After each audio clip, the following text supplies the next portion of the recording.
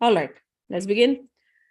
Om Ajnanatimirandhasya Jnananjanashalakaya Chakshurunmilitam Yena Tasmai Shri Guruve Namaha Shri Chaitanya Manobhishtam Sthapitam Yena Bhutale Swayam Rupa Kadamayam Dadati Swapadantikam Vandeham Shri Guru Shri Yutpadkamalam Shri Gurun Vaishnavamscha Shri Rupam Sagrajatam Sagana Raghunathanvitam Tam Sajivam Sadvaitam Savadutam Parijana Sahitam Krishna Chaitanya Devam Shri Radha Krishna Padan Sahagana Lalita Shri Vishakhanvitamscha He Krishna Karuna Sindho Dina Bandho Jagatpate Gopesha Gopika Kanta Radha Kanta Namostute Tapta Kanchana Gaurangi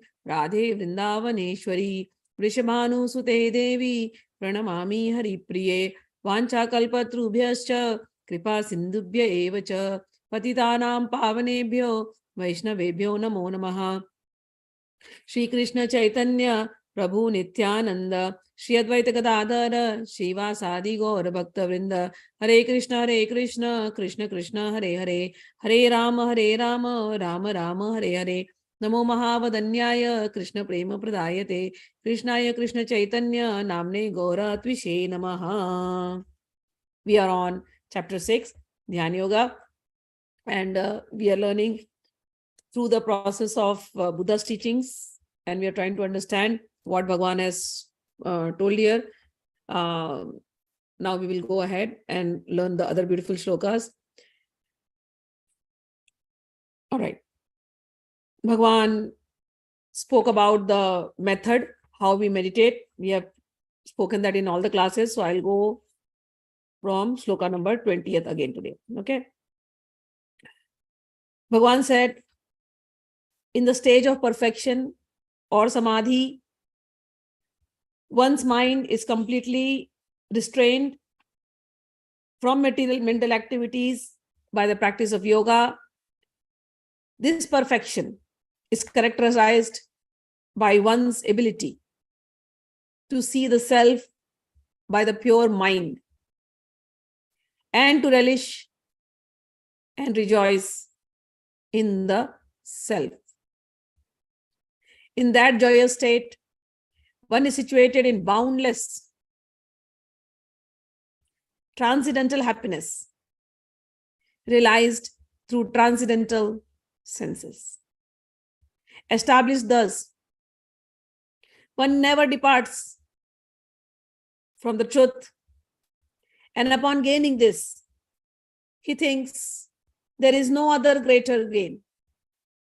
Being situated in such a position, one is never shaken, even in the midst of greatest difficulty.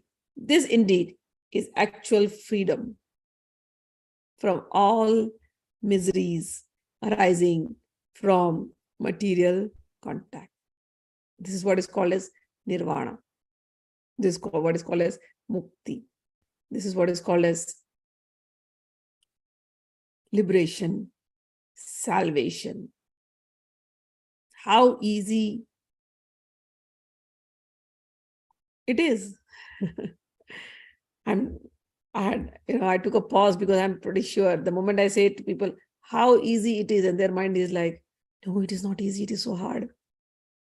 And I want to say it is so easy. You were looking for joy outside. When the whole joy, the Niagara Falls of joy is inside you. The whole ocean of joy is inside you. But you are looking everywhere else. And when you don't get the joy externally, you are frustrated, you are upset, you're never happy, you go into depression. It's unnecessary. The whole joy is here, right here, within you. All you have to do is sit down, meditate. All those things that make you miserable, temporary, take them out. All those things that make you angry, temporary, take them out. Whatever you see in the world, temporary, take them out. Who are you? You are pure soul. Who am I? I'm pure spirit soul. I'm full of bliss. I'm full of bliss. That's what I am. Keep yourself in that state. You don't have to depend on anybody else, any external thing to make you happy. All you have to do is break this conditioning of the mind. It's very difficult. We have stored so, they're like stuck to us. Like some vessels, when you, some dishes, they have so much grease in them. You cook something and they get so burnt or so much of grease, you have to really rub it so hard. Same way our mental situation, our mind is like those dishes, dirty dishes. We never cleaned our mind. We kept on collecting. We say we are very clean people, we are very nice people. Yes, you are. Everybody is nice. That's your basic nature. Basic nature of everyone is to be nice. That's you. It reflects sometime, but most of the time it gets covered up because of the word they give, Trishna, desires, hankering, clinging. Clinging to what? Clinging to aversions, clinging to cravings. I don't like this. Clinging to, I don't like this person. I like this person. Clinging to, I like this situation. I don't like this situation. All this is clinging. Come out of all that. Your liking, your disliking is creating a havoc in you, a turbulence in you. And you're not able to experience that highest joy, which is inside you. And that is why we practice meditation. This meditation is beyond any mantra, any devi, devata, nothing beyond. It's a different kind of meditation. So find yourself, your real self. You are as tiny as a speck of a dust. That tiny you are, but still filled with bliss. That's what the whole process is. You always felt this, you are this body, go beyond the body. When you go beyond the body, you will see your mind very clearly and how the mind behaves like a mad person, clinging to things. Say if somebody draws a picture of a lady, some painter, and he's made a very beautiful picture. The kind of eyes he wants, the kind of nose he wants, the kind of hair he wants, the kind of dress he wants. He made a very beautiful picture. And then that person goes mad. I only love this lady. He gives her some name. Maybe Sarah. I love Sarah. Where is Sarah? Every woman he looks at, no, I only love Sarah. I only want this Sarah. I cannot be without Sarah. And whole day and night, eating with Sarah, sitting with Sarah, sleeping with Sarah, everything with Sarah. Sarah means that girl in painting whom he made. And he's going crazy. Oh, if I don't get Sarah, my life is waste. Only if I get Sarah, I'm happy. In his thoughts, he's only thinking about Sarah. If we look at him, what will we advise him? Are you mad? Won't we? We'll advise him, right? Hey, are you mad? Do you realize you are fallen in love with an image? Do you realize that this image does not exist? Do you realize that you're going mad? You're feeling depressed because you want this image to become true, but this is still an image. Do you realize? Don't be. He will fight with you. What are you talking? I love this image. And then when you go away, he's still sad. Will I never get this image? But we who claim to be knowledgeable, we know that this person is mad. He's craving, he's clinging for a picture. It is just an image. But whatever that person is doing, this is what exactly we are doing inside our heads. Clinging to images of liking, clinging to images of disliking. No difference between that madman and your madness. You look very good from outside, but inside your head, it's a mad, mad, mad world. So many thoughts crossing here and there, here and there. Here. If you call a person, say, a street guy, you saw him, he's not in his good senses. Maybe he was your old friend, you realized him, and then you call him home, and he's like, he's on the street for many days. His hair all gone bad, his dress, his clothes is all tattered, and he's behaving like a mad person. And then you think, oh, this is my friend from all time, and you get him home. You clean him up, you give him food. He was hungry for a long time. He starts eating, and then he looks at you. This mad person looks at you, and then suddenly he'll feel, because he was on the streets for so many days, so he's not trusting you even. He's lost trust in everything. He looks at you, and he starts eating the food or starts hiding the food from you. Or starts fighting with you. Why are you looking at my food? What will you think? Man, this person is so mad. I got him here, I'm giving him everything. He should be happy, shouldn't he be? But look at him, how is he behaving? Like a mad person. Always trying to save something, trying to save the same food which I gave him. He's trying to save it for me. And within whatever good you do to him, he's still behaving like a mad person. Thousands of expressions is coming on his face. You watch it and you think this is a mad person. Sometimes getting angry at you, sometimes liking the food, sometimes disliking the food, sometimes talking to himself. You think he's mad. But there is no difference between you and him. That's how even you are in your head. God has provided you in abundance. But you try to save those little things. You get attached to those little things. If anything goes away, you are afraid somebody will take it from you. You're not friendly to anybody because somebody will take it from you. Just like the mad person. He thinks the food will be taken away from the giver himself. You gave food and he thinks you will take away the food. He's mad. You understand he's mad, but this is what you are. God has given you in abundance. Everywhere there is abundance. But you're always afraid. What if tomorrow this will be taken away? Somebody will come and take it away. You try to save things. You try to hold on to things.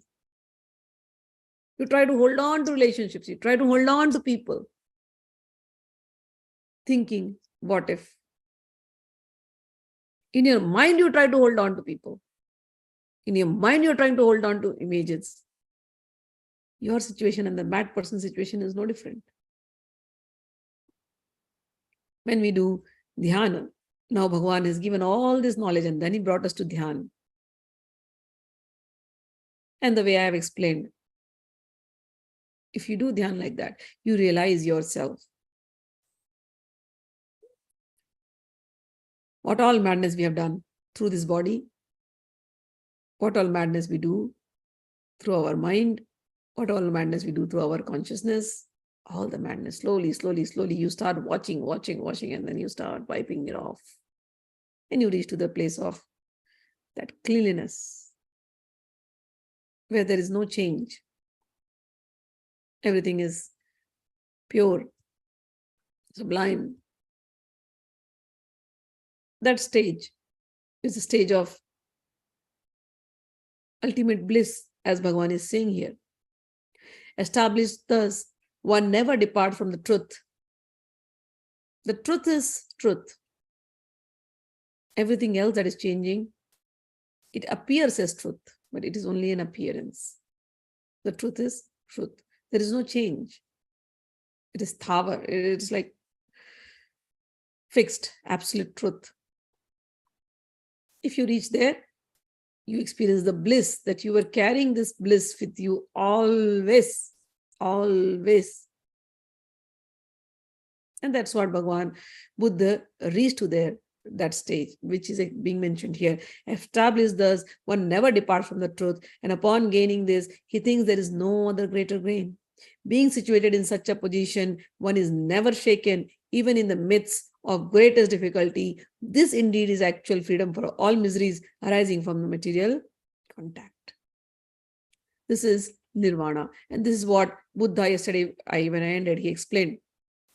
Anek jati samsaram sandha visamani bisam gahakarakam gaveshanto dukkha punapi punam gahakaraka ditho asi punam geham nakahasi sabbhato pasuka bhaga gahakutam vishankitam visankhāragatam chittam tanaham khaya majjaga.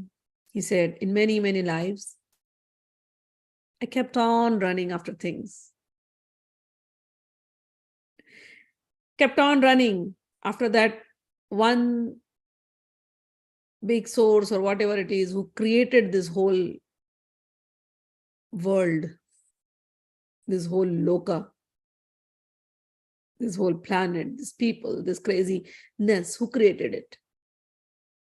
I went after that, searching for that one person who created this madness.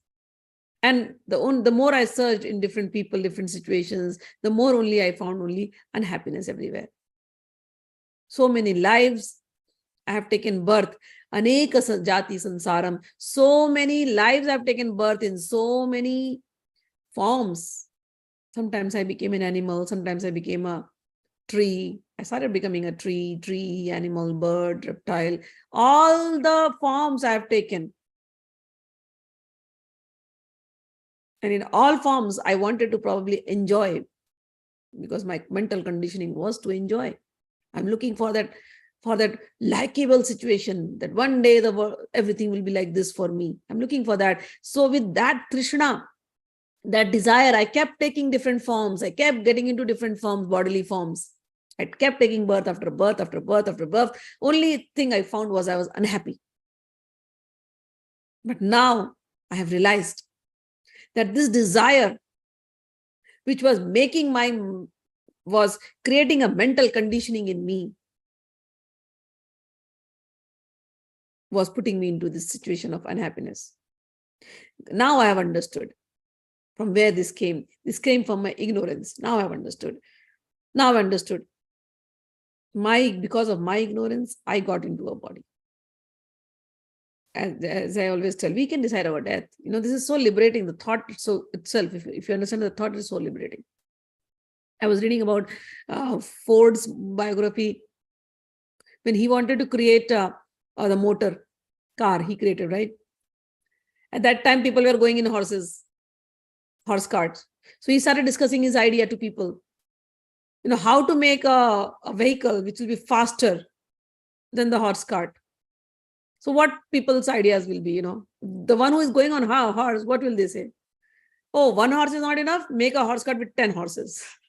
He's like, no, I'm not thinking that. I wanted to be faster than the horse. No, you can have 10 horses. He's discussing his idea to people. But people are not able to understand. So at one point, he was like, will I be able to create that car that I'm thinking in my head, that vehicle, which will be faster than the horse? What if I just pass away without creating it? But then he understood the theory of reincarnation. And when he understood the theory of reincarnation, he felt so nice. He's like, okay, even if I'm not able to create in this life, I have lives.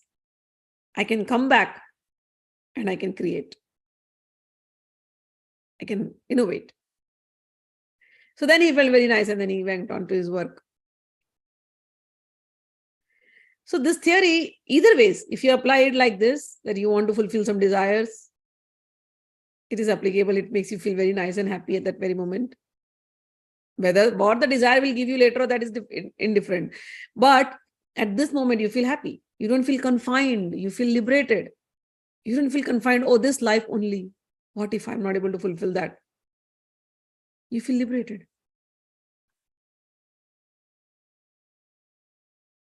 This theory is so important.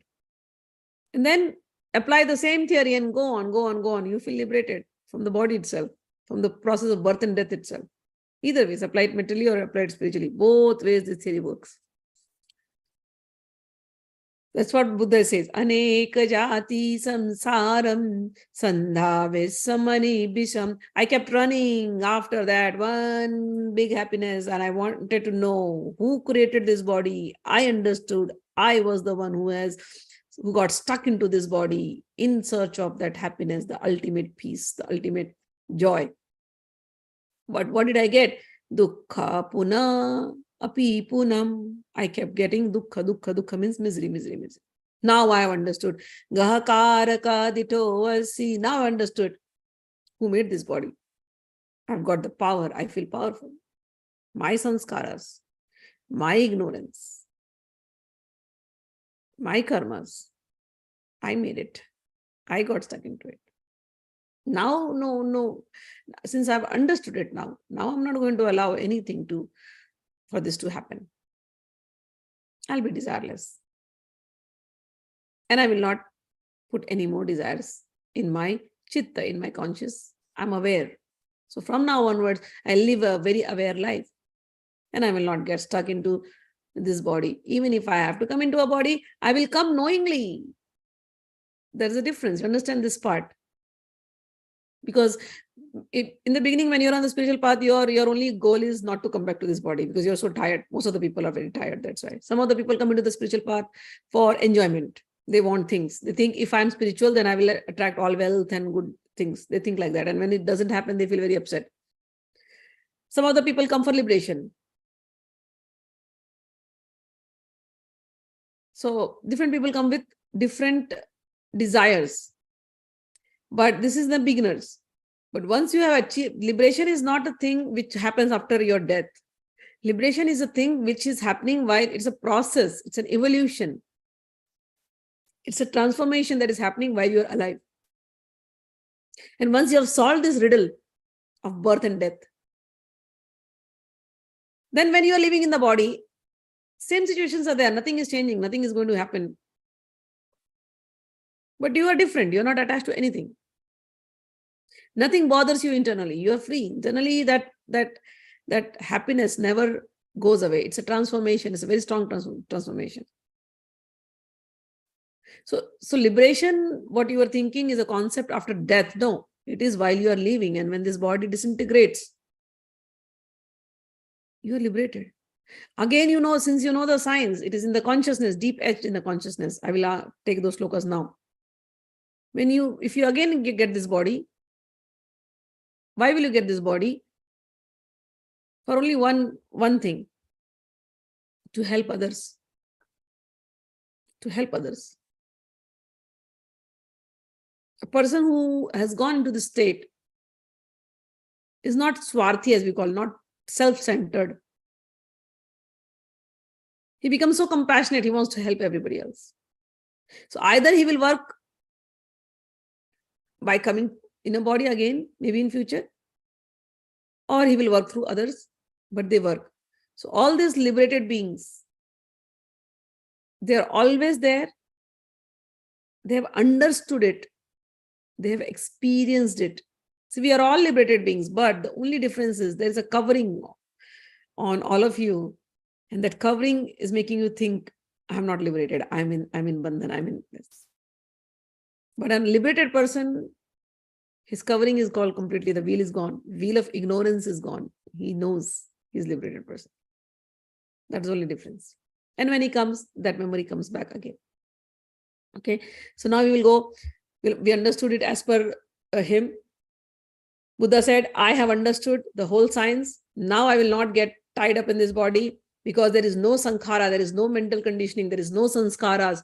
Everything is gone from my chitta. Everything is gone from my consciousness. My consciousness has become pure. And tanhanam khayamat jaga. And I'm not going to add on to any more desires further. That is how now he is liberated. And he said, all the sanskars, all this deep conditioning of the mind, they are all temporary. Aniścharati. They are all temporary. If you develop that wisdom, yada pannaya pasyati. If you develop that wisdom, you will see it. Atha nividyanti. This is how you will come out of the cycle of misery. Esho marga visuddhaya. This is the purest marga. That's all. So he gave the theory like that. Now we will see what Bhagwan Krishna talks.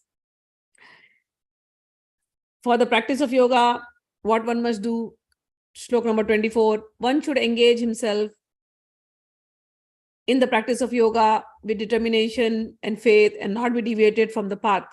One should abandon without exception all material desires for mental speculation and thus control all the senses on all sides by the mind. Gradually, 25th, step by step, one should become situated in trance by means of intelligence sustained by full conviction. And thus the mind should be fixed on self alone. And one should think of nothing else. The whole process I have described you in the past lectures. Now again he's telling, yatō niścharati manaśchañchalamasthiram tatastatō niyamyaitadātmanyēva vaśaṃ nayēt. From wherever the mind wanders due to its flickering and unsteady nature, one must certainly withdraw it to bring it back under the control of self.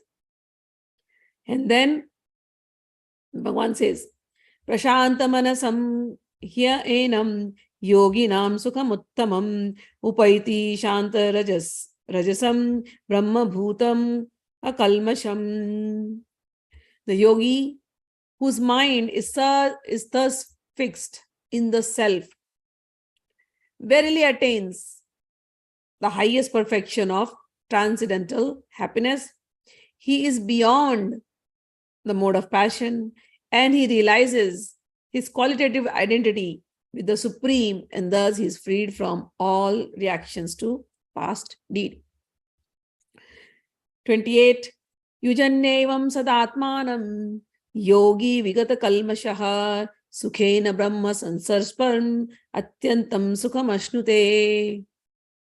He says, the yogi who is like this, the Sankhya Yogi, the Gyan Yogi, who has understood this Brahma Tattva, Brahma means the consciousness, superconscious, who is engaged in this kind of practice, becomes free from all material contamination and achieves the highest stage of happiness in transcendental loving service to the Lord. Here, even though they have given transcendental loving service to the Lord, but actually in the Shloka, the translation is different than the Shloka. In the Shloka, he says, the one who is situated in that higher self, means that experience of Brahma. Brahma means that energy, that where there is nothingness, when we call nothingness, means the mind is not thinking of mind is not creating any images. The stage of nothingness means mind is not creating any images. Mind is very peaceful. There is no happiness. There is no misery. There is no pain. There is no doubts. Mind is just happy. That is the stage of nothingness. And then the mind has realized, as I told you yesterday's meditation, you have realized you are nothing but this body is a bundle of energy created by 8 atoms. What are those 8 atoms? Water, earth with space, parmanu, called parmanu.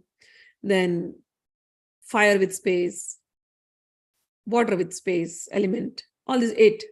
Then air with space, element. This is what the whole body is made up of. And whatever this body is made up of, exactly the same thing is outside this body. So you feel that oneness in this sense.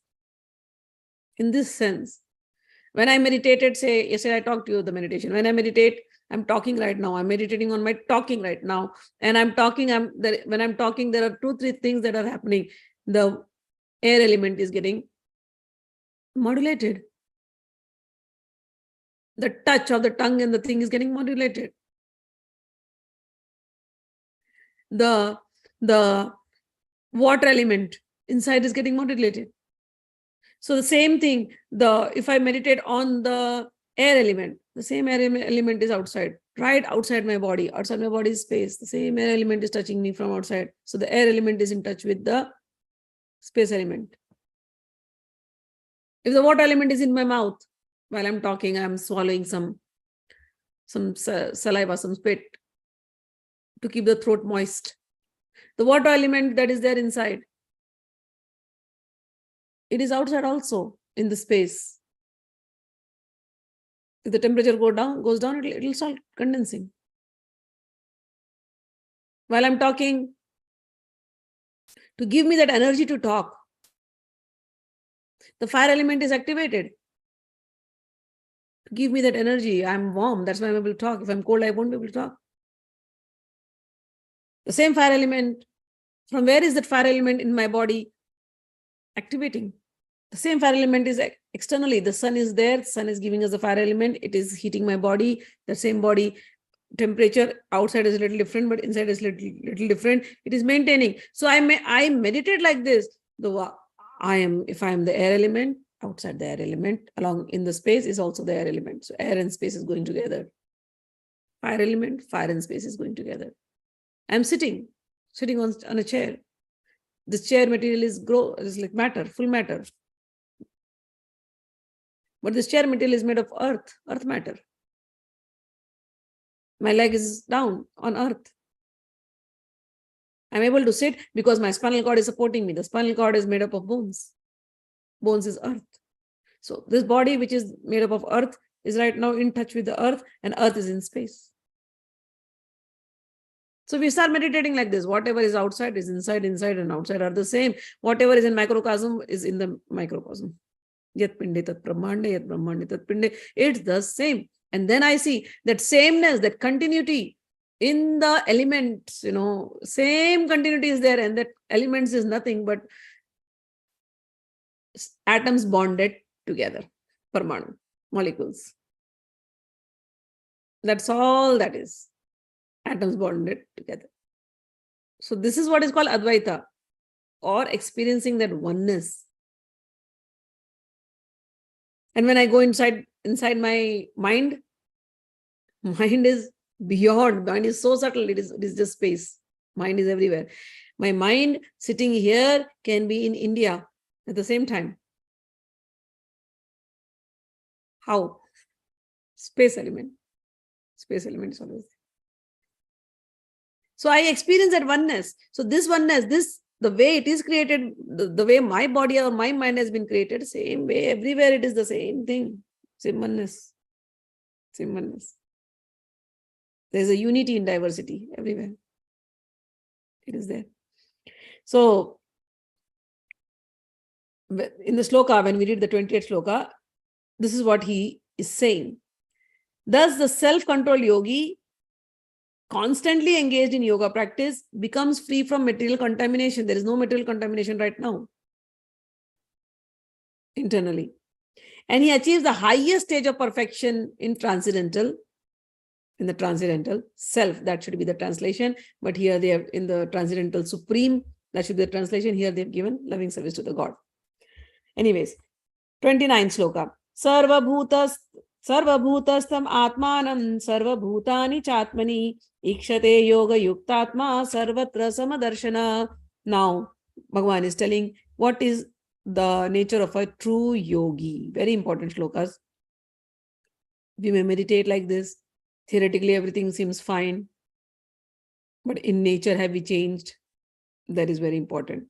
And how is the yogi, the Atma Gyani or the Brahma Gyani or the Sankhya Yogi? How does he see everything? He says, a true yogi, Sarva Bhutastam Atmanam. He sees the same Atma, the same spirit soul, as I told you. Same thing he sees in every being or everywhere. That spirit soul made up of these 8 things. The same spirit soul he sees in everything. Sarva Bhutani Chatmani, as he sees in himself. Ikshate Yoga Yuktatma Sarvatra Samadarshanaha. He sees like this, and he is Yuktatma. He is a yogi who is absorbed in himself and sees himself in everything else. Such a yogi is yogi. Now this is the actual translation.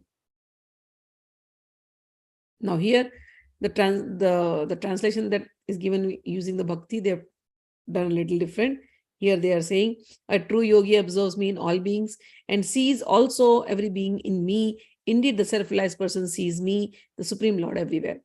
As a bhakta, we do not differentiate between the Brahma Tattva, the Paramatma Tattva, and the Lord Bhagwan Tattva. So for us, this translation is good. Okay, we do not differentiate, oh, this translation is wrong. But yeah, if you go by word translation, the translation is different. There, Bhagwan's name has not been taken. Bhagwan's that Nirakar aspect, the conscious, the Nirakar part, where Bhagwan is Brahma, that has been spoken about. Okay, so now till 29th, everything was going as per the Gyani way, as per the Sankhya Yogi way, and the Sankhya Yogi is experiencing the Brahma, super consciousness everywhere in himself and outside. And that is why his eyes are samadarshi. He's seeing no difference anywhere. He sees the same thing, same Atma in a dog. He'll see the same Atma in a cow. He'll see the same Atma in a dog eater. He's not judging anybody. His judgment will stop. The same Atma is going everywhere. Then now from 30th, he will start a different tone. Bhagwan always has to bring it to him. What happens to the devotee? For us, it is a little different. What happened to the devotee? Bhagwan now says, 30th Shloka. Yo mam pashyati sarvatra, sarvam cha mai pashyati, tasyaham na pranashyami, sa cha me na pranashyati.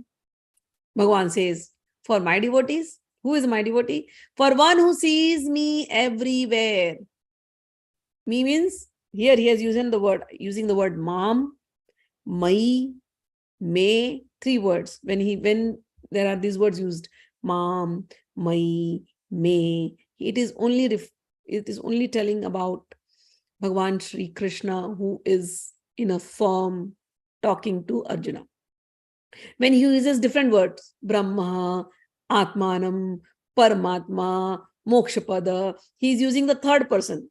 That is for the Gyanis. But here now he said in 6.30, Yo mam, mam means me, pashyati sarvatra, the one who sees me everywhere. Sarvam cha mai pasyati, and he sees everything in me. Tasyaham na pranishyami, I am never lost to him. Sacha na me pranashyati, nor is he ever lost to me. So after all these talks of Sankhya, Bhagwan brings it back to his bhakti. I'll read the purport of this. A person in Krishna consciousness certainly sees Lord everywhere and he sees everything in Krishna. Such a person may appear to see all he is conscious of Krishna, knowing that everything is manifestation of Krishna's energy. Nothing can exist without Krishna.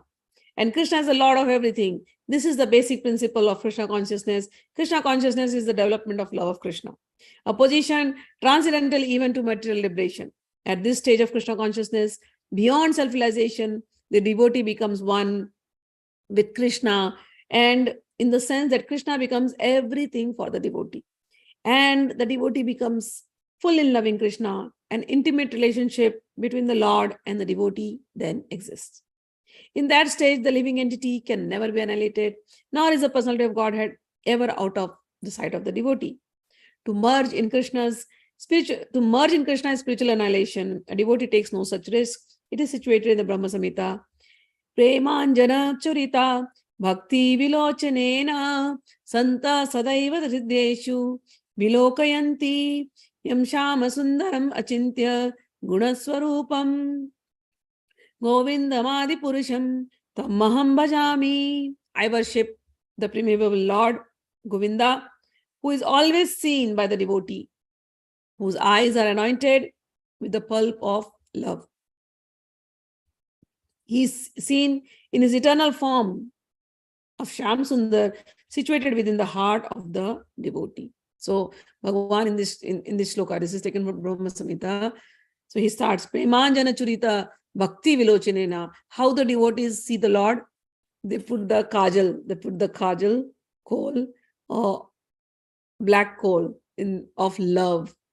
So that blackness is Krishna. So they put the ointment of love in their eyes and they are always looking at Sri Krishna. The same Krishna who is outside. He's Shyama Sundar. He's black and beautiful. Dark and handsome. Shyama Sundar. So he's dark and handsome.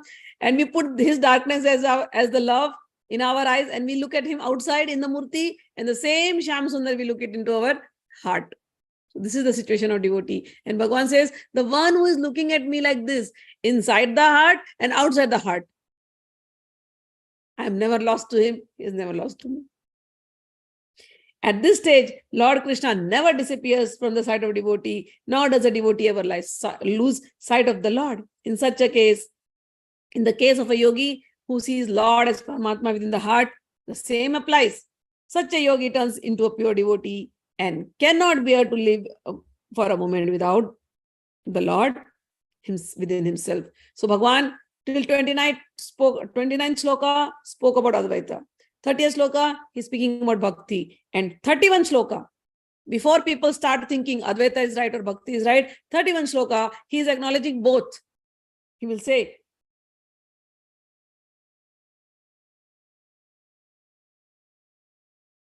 sorry, 32 shloka he'll say, okay.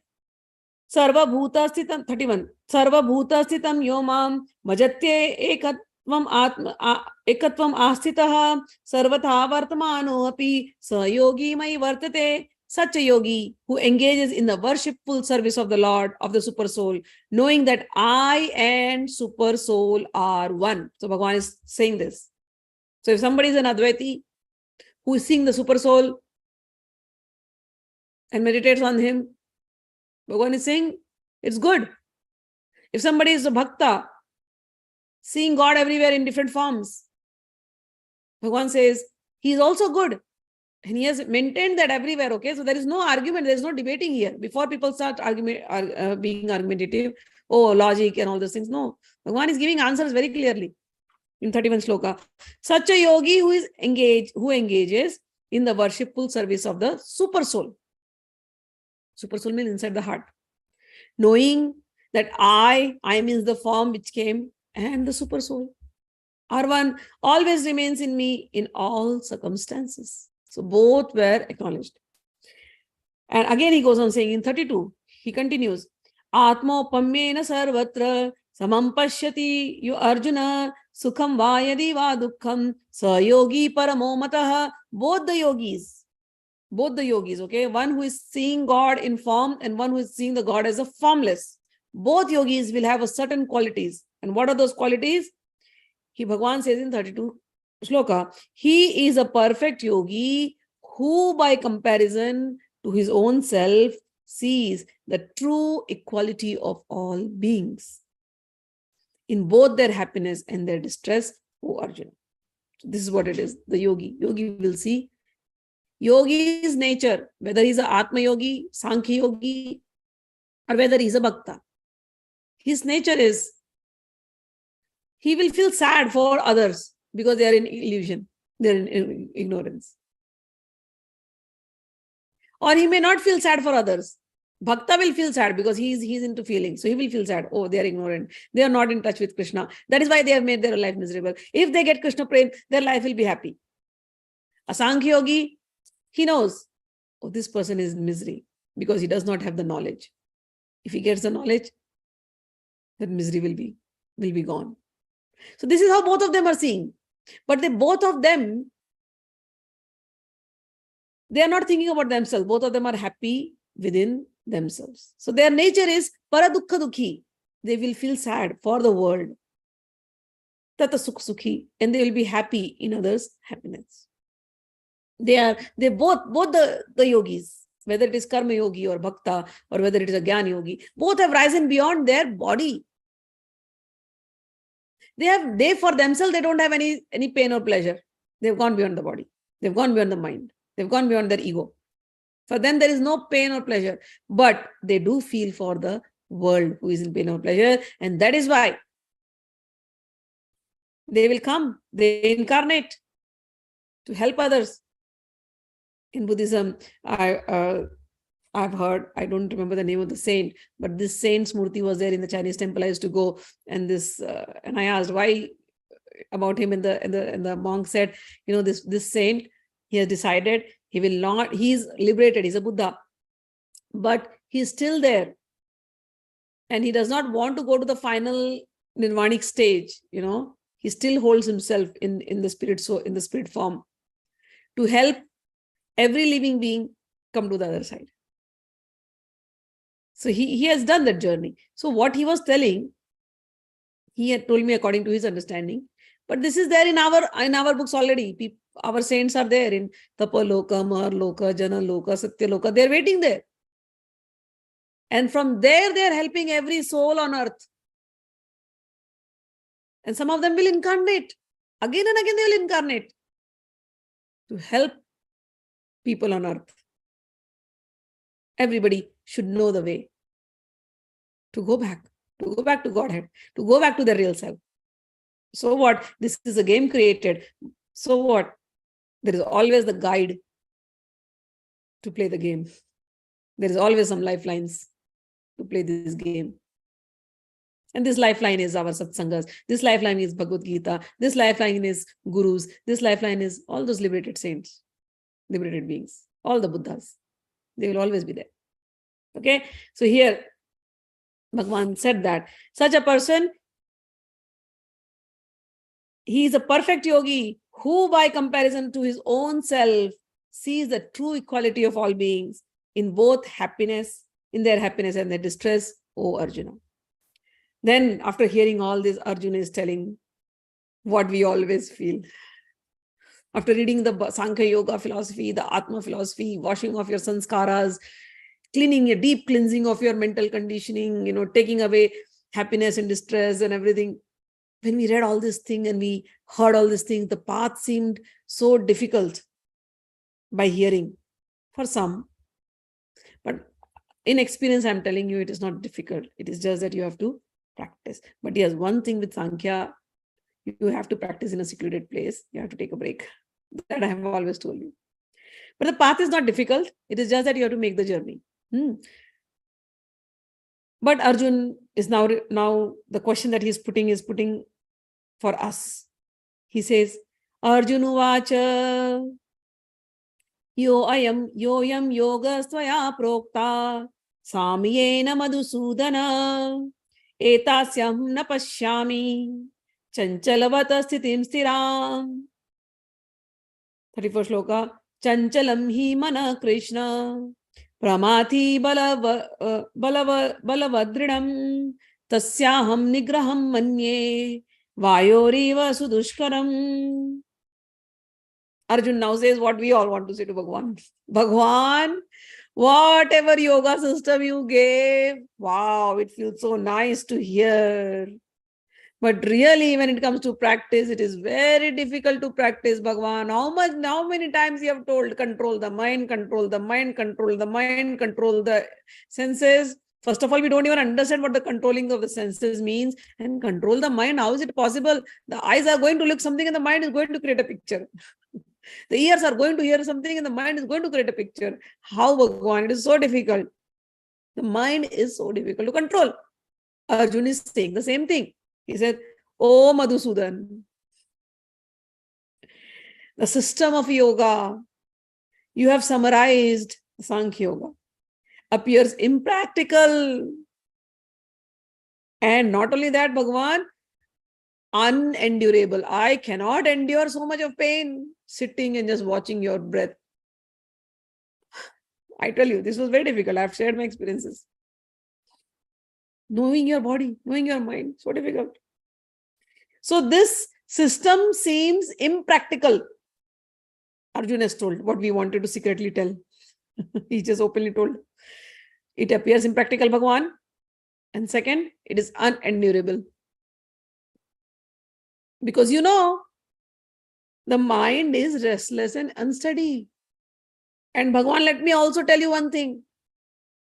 The mind is restless, turbulent, obstinate, and very strong. O Krishna, and to subdue it, I think it is more difficult than controlling the wind. Who is saying? Arjuna is saying, mind is lighter than the wind. If somebody control the wind? No, nobody can control the air or the wind. So the mind is worse than that. If it goes into turbulence, gone. It will just make you crazy. Winds will come to some control maybe, but not the mind, Bhagwan. It is impractical. So this answer is for many logicians who read the Bhagavad Gita according to logic. It is very difficult. There is always a chance of falling down because you have to always be very alert. Always, always. Until you have reached to the last stage, final stage of vipassana, liberation. If you have reached that stage, then you don't have to worry. But till you reach that stage, you have to be really, really, really alert. Who is talking? Arjuna is saying the mind is difficult. Vayoreva sudushkuram. It is difficult. It is more difficult. It is than controlling the wind. Arjuna's mind is not like that. Understand? Arjuna is a very strong concentration. When he went for Draupadi's Swayamvar, when he went to marry that Draupadi's father had kept a challenge that anyone who hits a fish's eye, and how was the fish kept? The fish is kept on a long stick. The fish is rotating up. And the reflection of the fish is falling in the water below. So the archer, whoever wants to win the hand of Draupadi, that archer or the prince has to look at the reflection in the water, has to look at the reflection of the eyes in the water, and then shoot the arrow, and the arrow should go and hit the eyes of the fish up. How? Not looking at the fish. The fish is rotating. You cannot look at the fish. You have to look at the reflection. Can you imagine? Reflection inside the water. And then you have to hit. Who can do such a shooting? Your concentration has to be really fully stopped. Arjuna did that. So Arjuna's concentration is not like our ordinary concentration. We hardly sit for 45 minutes and we are done with our meditation. Oh man, I sat down for 45 minutes. And if we sit down for 3 hours, we're like, today we sat down for 3 hours. And we think by applying logic and sitting like this, half-heartedly, full-heartedly, 5 minutes if we are able to concentrate, great. And the moment, because let me make you very clear. If you concentrate very well, throughout the day, your mind will be very peaceful. You will not have too many questions going and coming in and going. It will be very peaceful. Mind will not think too much. This is the nature of concentration. If you had a good concentration, good meditation, you get up from meditation and then your mind is again into, the question, answer. Your concentration is still not good. You're restless. And with restlessness, you will never achieve that stage. So concentration is very, very important. All the techniques that is given to you is to concentrate your mind. One who is able to successfully do that, either by chanting the mala or by focusing on the breath. Concentration is the key, if you ask me. Concentration to this point, that mind is unwavering. Unwavered mind will be able to experience. So here, it is very difficult. So Arjuna had already conquered that. Okay, for Arjuna, it was very easy. All this knowledge what Krishna is giving, Arjuna has gotten it from childhood. Vyasji was his grandfather. He was coming to his home. Krishna who is giving the knowledge is his friend. He was playing with him from childhood. So you think this knowledge is not new for him. Arjuna was sitting amongst sages. What not he has done. So he is a brilliant student with all kind of knowledge he has, and not only knowledge, he has a practice. He was called Gudakesha. He had conquered sleep. We with our little knowledge, we don't understand this. We do a little and we think we have achieved so much. If an ant climbs a small heap of grain, she will think she has climbed Everest. But we know what Everest is. So following this path, it is unendurable. We have to agree. It is impractical. We have to agree. It is tough. You can reach that. Bhagwan has spoken, you can reach that. But yes, living in the world, it is difficult. What Bhagwan has suggested, the method, go to a secluded place. Find that seclusion. Whatever your mind, wherever your mind is wavering, bring it back and back, again and again, till you achieve success. Then, and I tell you, when you achieve success, your mind will be so peaceful. It will be happy inside. Question answer will stop. The method itself is the way. That's it. So easy. Practice is needed. But Arjuna has spoken what he, as we all feel somewhere secretly inside us, we want to speak it. Now Arjuna has spoken it, representing us. That Bhagwan, this is unendurable, this is impractical, and not only that, Bhagwan, mind is difficult than controlling the wind. Bhagwan is Bhagwan. He replies, I really like my Bhagwan so much. He's such a best friend. He's really a cute friend. He didn't directly jump to Bhakti Yoga. He took second chapter onwards. He has explained Sankhya to the highest. For all the doubting Thomases in the world. For us. When we get into the path of spirituality, we think we are different from the other worldly people who have been there. I have gone through that. Having knowledge of everything else, and then we try to combine that knowledge with Gita knowledge. I've done that too. Learn this tantra, that tantra, and then trying to combine it with Gita. It's very difficult. Unless you surrender to Krishna, it is very difficult to understand Gita. But thank God, he's very nice. He's such a great friend. He will never leave you. He will hold your hand till you understand it. So he has given the knowledge of Sankhya fully. And then when Arjuna says, Krishna, it is impractical, it is endurable, unendurable, what do I do? Bhagwan is again trying to say, it's okay. You are Bahubali. Bahubali means you are a great fighter. Or it is again, I feel like he was telling it to me. You are a fighter. You can sit for hours in meditation. You can control your mind. You are a fighter. Do it. I felt like that, seriously, whenever I used to hear this. But anyways, when the teachers explain, they explain in all seriousness, okay? I want to be serious, but I'm not right now. All right. So he says, Bhagwan says, Asanchayam mahabaho manodurnigraham chalam abhyasena tu kaunteya vairagena cha griyate. Oh Arjun, I understand. Oh mighty armed son of Kunti, I understand. It is undoubtedly very, very difficult to curb the restless mind, but it is possible. How, Bhagwan? How? It is possible by suitable practice and by detachment. Two things. Practice and detachment. If you can have this, practice it. Not difficult. This is how I interpret it in my head. He's in Hindi it is called firki le rahe. He's trying to just have fun with me. Because it was difficult in the beginning. It is difficult. I agree with that. It's very difficult because there's no Bhagwan, there's nothing. It's very difficult. And all the time you have to only think of yourself with only the mind. And every time the mind said, Are pakad le, are hold your Lalita or hold your Krishna, I would be like, no, I'm up for the challenge.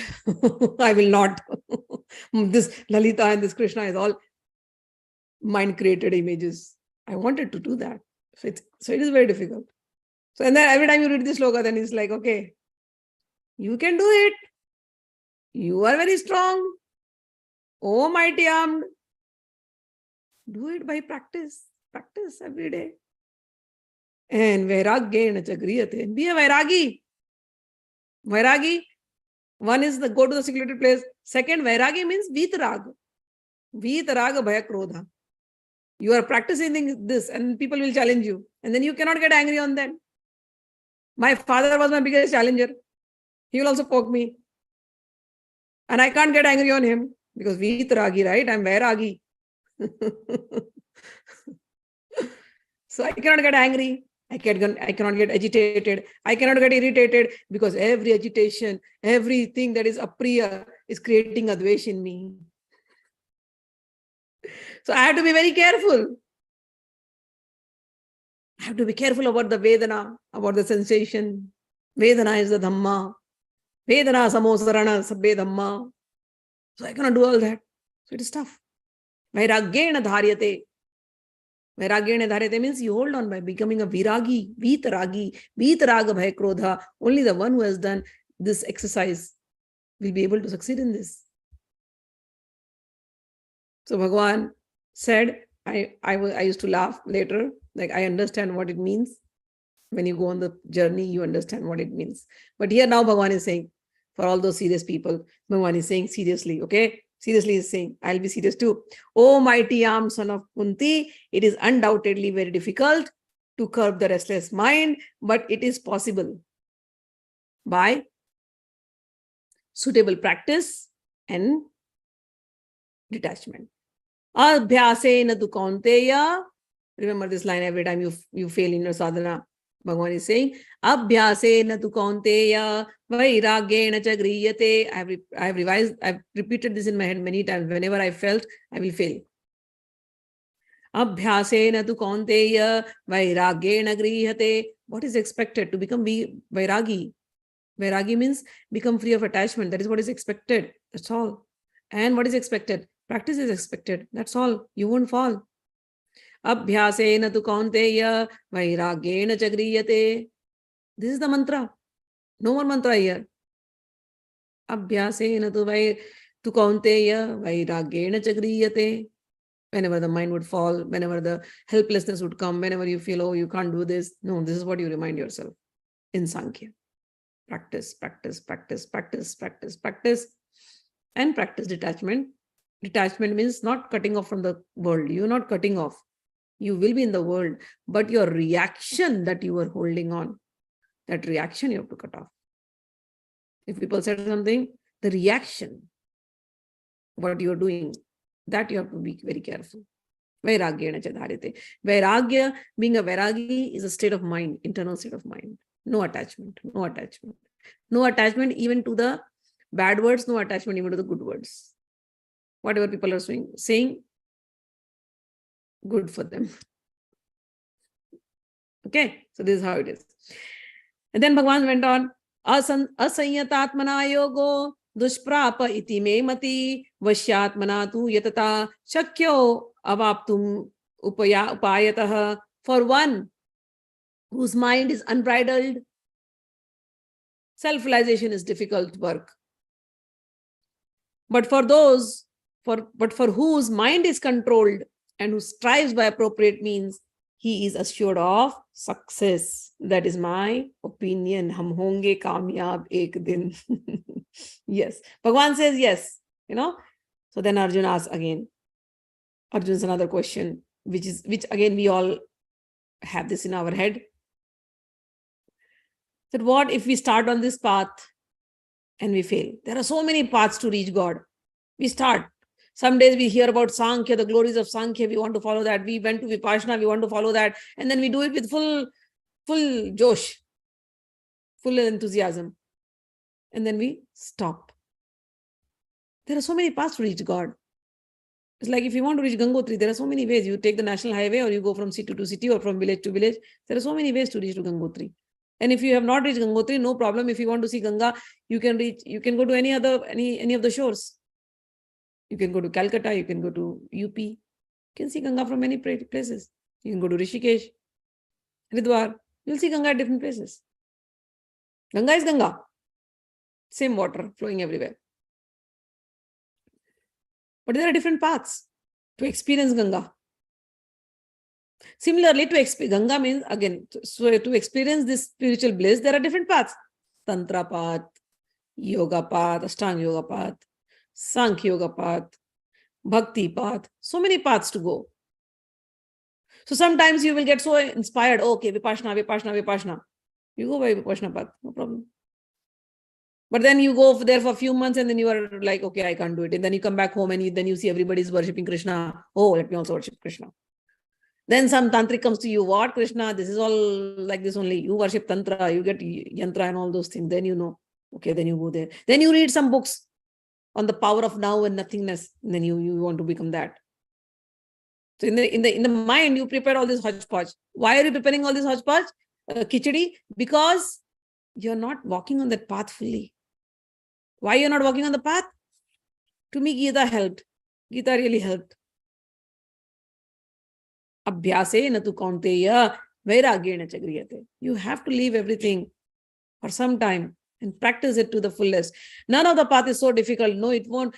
Take away one of the mental conditioning people have is it will take many years to reach to there. No, it doesn't take many years to reach there. Only it requires is the cleansing of your heart, cleansing of your attachment, clinging, aversion. That's all it requires. It doesn't take many years. It doesn't take. You have to just sit down and practice, practice, practice. Go till that point. That's all. So here Bhagwan, now Arjuna is asking this question. So like people, they've gone on these different paths and then they've fallen down. What happens to them? This is his question. Ayati Arjuna vacha ayati shraddhayopeta yoga chalita manasaha aprapya yoga sansiddhim kam gatin Krishna gacchati. Arjuna asked, O Krishna, what is the destination of the unsuccessful transcendentalist who in the beginning takes to the process of self-realization with faith, but later desists due to worldly mindedness and thus does not attain perfection in mysticism? What happens to that person who does not attain perfection? In whatever path he has chosen, everywhere he is halfway through. Everything, Tantra, half. Yoga, half. Kriya Yoga, half. Vipassana, half. Gita reading, half. Nirakar Upasana, half. Sakar Upasana, half. Followed that guru, half. Followed this guru, half. Went to this place, saw some saints, half. Everything is like, halfway through. That's it. What happens? Who has not attained perfection in mysticism? O mighty armed Krishna, does not such a man who is bewildered from the path of transcendence fall away from both spiritual and material success and perish like a riven cloud with no position in any sphere? Arjuna's question is like for us. What happens to such a person who has not been able to follow any path fully, who live their life in confusion? Do they perish? Just like the cloud, in the sky, when you see, if there is a small cloud which is not a part of the bigger cloud, it will perish after some time. So Arjuna is asking, does this happen to this kind of devotees or the yogis who have practiced? This is my doubt, O Krishna. And I ask you to dispel it. But for you, no one is to be found who can destroy this doubt. Krishna is the ultimate guru. Krishna Madhya Jagat Guru. And Arjuna is representing all of us. And he's putting this question to our ultimate guru, Bhagwan Krishna. And he says this word, Tvad anya sanchayasya cheta na yupa upadyate. There is no one else, O Krishna, O my Gurudev. O Gurus of all Gurus, there is no one else other than you, O Krishna, who can dispel this doubt. Now, the Guru of all Guru, our Bhagwan, he says, Shri Bhagwan uvacha parthanaiveha namutra vinasha tasya vidyate nahi kalyana krit kaschid durgatim tata gacchati. I like Krishna for this. You go to many paths, you will meet all these human gurus. If you haven't followed their path to completion, they will tell you how doomed you are. Your life is gone. You're doomed. They'll make you feel so incomplete. But here Bhagwan does not say that. Bhagwan never makes you feel incomplete. Bhagwan is always encouraging. Bhagwan always gives you positive words. He never says, oh, you're doomed. You're really like the driven cloud. No, he doesn't say that. Look at his beautiful answer, what he says. The Supreme Personality of Godhead, Sri Krishna said, son of Partha. Partha means anybody who's born out of dust, earth. We are all Partha. We are all born out of earth. Earth element is predominant in us. Okay. So, son of Partha, Pritha, a transcendentalist engaged in auspicious activities, does not meet. I'll repeat again. Does not meet with destruction, either in this world or in the spiritual world. One who does good, my friend, we are his friends, our friend speaking to us. This is what best friendship is all about. Oh, my friend, even though you're born out of dust, doesn't matter. I'm your friend. Oh, my friend, let me tell you very clearly, if you have done some good on this path, you will never perish. You will never meet any destruction, either in this world or in the spiritual world. And then he goes on saying, what happens? Prapya punya kritam lokan anushitva shashvati samaha suchinam srimatam gehe yoga brashto vijayate. These words from 41, 42 onwards, these are so promising. And these are his promises, our best friend's promises. You know, his words will never fail. He is a friend indeed, true friend. He says, the unsuccessful yogi, even if you didn't succeed any of the paths that you followed, no worries. He calls them yoga brashta. The unsuccessful yogi, listen to this, after many, many years of enjoyment on the planet of pious living entities, so there are planets beyond this. You will go there, you will live with them, Tapalok, Janalok, Maharlok. You will go, you will live with them. And you will develop yourself over there also. After many years of enjoyment on the planet of pious living activities, he is again born into the family of righteous people. Your parents will be very good, your family will be very good. Or this one birth. Or you will be born in a family of aristocracy where you're rich. You don't have to worry about earning money. Then the third birth is saying, so first, if you have done good work, you go to the pious planets. Second, when you come back to earth, you'll be born in a very good family, in a rich family. And the fourth birth, which he's saying is really rare in the world, he says, Atva yoginameva kule bhavati dhimatam etadhi durlabhattaram loke janma yadidrisham. Or if unsuccessful, after long practice of yoga, he takes his birth in a family of transcendentalists, of gurus, okay, who are surely great in wisdom. Certainly such a birth is rare in the world. This shloka gave me answers to many of the questions which I was struggling. I still remember when I was in 10th grade, some guy came and he was talking about Kundalini. He was younger to me. He said, I'm into Kundalini. I was like, open the book. And then I opened the book and I understood everything about Kundalini. And I myself was surprised. How did I know so much? I was 13, 14 that day, not two. And I went to my father and I asked him, how did I know what was written in the book? It still bothers me. Even till date, many times, I went to this Chinese Buddhist monasteries. They were doing some chants. For me, Chinese language, I don't know Chinese language. But I sat down with a chant, tuning myself. I could make out what they're talking. And after that whole thing, I went to the monk and I was like, can you please tell me what was it somewhat related to this? And many of you also have this tuning capabilities. You know, you tune to a lot of things. One of my friends, she got me, this is Sukhmani Sahib. This is a Punjabi, those Punjabi Sikh people, they read Sukhmani Sahib. I didn't know what Sukhmani Sahib is. She's like, you will try? It's written in Hindi. The script was in Hindi, but the language is different. Gurumukhi. I'm like, give me, I'll try. And then I sat down, meditating on Sukhmani and reading it and trying to decode it, and I understood. And then after some time, from the US, she went to Amritsar and she got the English translation of Sukhmani Sahib, and she had recorded my audios. And she's like, my God, it was so similar. So then you realize, from where is all this coming? These tendencies were there from past life itself.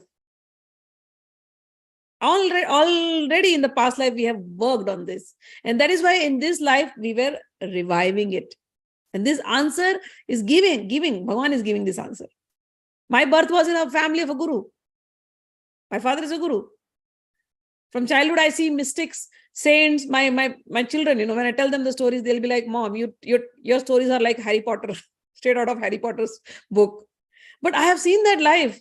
I have seen it. I've seen mystics, which people only read in books. I have seen their miracles. Then you realize, oh, this is all past life connections. And Bhagwan has given the answer in Bhagavad Gita. This is not made up. It's coming from Bhagwan's mouth. So then it makes more sense. So here Bhagwan, when he said, or if unsuccessful after long practice of yoga, he takes birth in a family of transcendentalists who are pure, who are surely great in wisdom. Yes, the wisdom was given to me from childhood, and most of it I was able to grasp because of the work in many lives. Certainly, this is a rare birth. And Bhagwan now says in 43rd Shloka, on taking such a birth, he revives the divine consciousness of his previous life.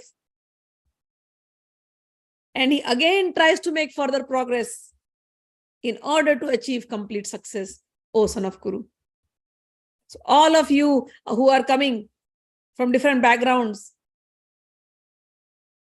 different countries, different, your spiritual upbringing was different as a child. But somewhere you got attracted to Gita, or maybe by my force, or whatever it was, the whole destiny. Today you will get answers for why you were doing this. This is the answer.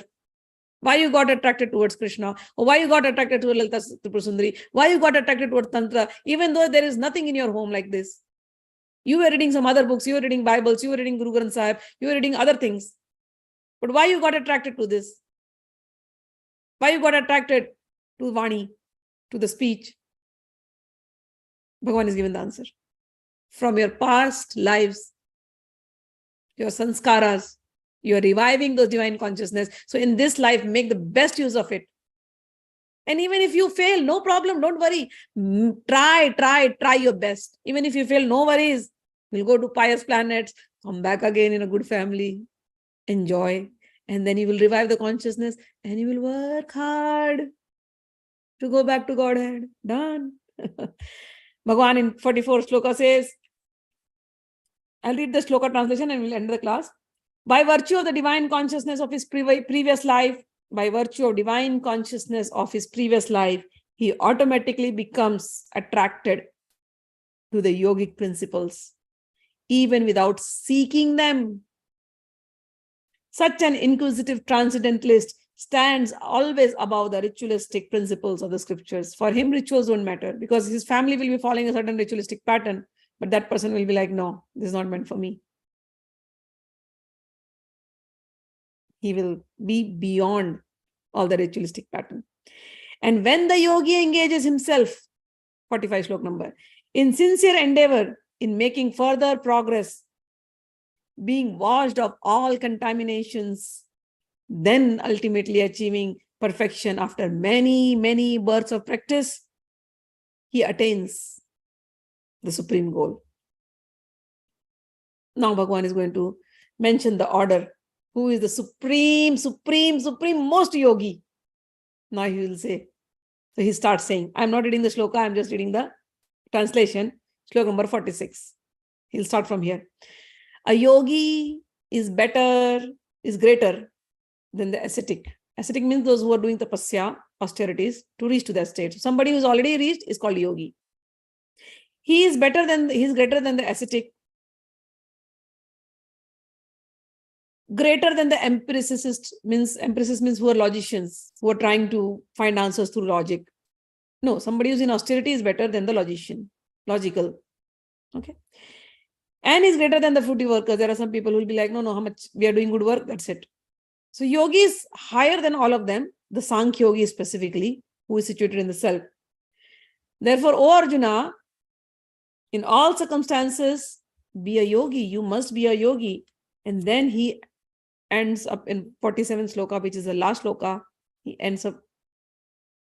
summarizes everything. That is his style. He'll summarize.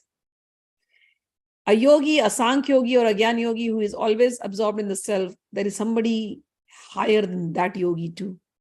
Who is that? 47th Shloka. Yoga namapi sarvesham madgatenantara atmana shraddhavan bhajito yemam same yuktatamo mataha. Yoginam api sarvesham, out of all the yogis, the one with great faith who always abides in me. Me means form. Bhagwan Krishna who is talking. Thinks of me within himself, who is seeing me outside in the murti, who is thinking of me inside his heart, Shyam Sundar. And renders transcendental loving service to me, who does my seva, my service. How do you render service to Krishna? One is in your temple, one is in your body, one is to every being who belongs to Krishna. One who renders transcendental loving service to me, he is the most intimately united with me in yoga and is the highest of all. That is my opinion. That is what Krishna is saying. And thus ends the Bhakti Vedanta purport to the 6th chapter of the Srimad Bhagavad Gita in the matter of Dhyana Yoga. So we finished the 6th chapter and we will do something, some little prayers on Advaita and other things tomorrow. Let me just take your comments and we'll end it up here. All right. Haribol to everybody. Rajeshwari writes, I nicely understand real liberation in this body only. Before there is confusion. Thank you, Guru Ma, but mine family, we can't go with this. Now there is confusion. Yeah, so now you go with bhakti in family. As we entered into, right now only we have only finished 1/3 of Gita. And that was Sankhya Yoga. And Arjuna's question you saw, right? He has put it for us. Not practical for everybody, Bhagwan. Give us some other solution. And he has just started. And now he will go on giving so many solutions. You'll be surprised how many solutions he's going to give to people like us. Got it? So just wait. We have only finished 1/3. Picture abhi baki hai, mere dost. All our gurus are helping us in this process of liberation. Yes. Demanding customer. Ye wala महंगा है थोड़ा सस्ता. ऐसा ही बात है. ये वाला महंगा है थोड़ा सस्ता वाला दिखाओ. बिल्कुल बिल्कुल. हम होंगे कामयाब एक दिन. But ma, once we understand that without Bhagwan's grace, none of the paths can take us to him. If this is understood, then we can use the beauty of various paths as different ways to worship him. Yes. For example, sometimes the mind loves just sitting in deep meditation without doing any sort of japa rituals like mudras, etc. Or sometimes the mind just wants to sing bhajans in his glories and rejoice in that feeling of singing for him, etc. Is this a viable method for a particular practitioner who doesn't see the difference in various paths, but expressions of the same bhakti? Or you think still whatever we do there should be one be disciplined method, whether tantra or sakarupasana, etc., that one should keep as constant? No. In bhakti, in tantra, or whatever you do, your bhavana is very, very important. Very, very, very, very important. So if you can sit, bhavana means your feeling, your emotions. So if at times, if you just feel like, being one with God and just sitting like that, if you're enjoying that moment, be that. That is most important. Say by chanting, you started chanting, it happens at higher stages, it starts happening. You don't want to chant anymore. You just want to be with God. So you can't even complete your malas also many times. So yes, enjoy that state where you're not able to complete your mala also, but you are in the joy. All this process is given to you to concentrate the mind. If the mind can sit for long hours, in that bliss, then that is very good. You should follow that. Natural state of mind is what one should follow. Why? In the beginner, though, it is like in Tantra Marg. The Marg is that of Anushtan. You have to chant so much, chant so much. Why? Or even in Bhakti Marg, chant 16 rounds of mantras or 21 rounds of mantra. Why? Because your mind is so restless in the world.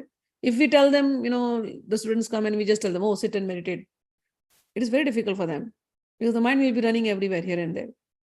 So we employ this method in Bhakti. At least one thing, your mouth is chanting Bhagwan's name, at least one organ is getting purified. And we tell them to listen to the sound of the mantra. So second organ, the ears get purified. And we tell them, look from your eyes, the murti. Then eyes are getting purified. These are the centers from where your impurities are entering. Now, all these three centers we have locked now. So automatically your buddhi will be only thinking of that. And then afterwards, it becomes an automated process. So 1 hour, if you daily maintain the discipline in the mind in the beginning is very important. So all these big anushtans are given. And as you grow further, the count is going on increasing. And I have seen, because I have done Rim Mantra personally 32 lakh times. And I know what happens. For this reason only, because I am always watchful of the mind. I knew one thing from Gita. Mind is everything. You have to know how to trap that mind. So I experimented that also. And I encourage everybody to experiment that. Whole day, like 5-6 hours, sit with the mantra. And only one Ekakshari mantra.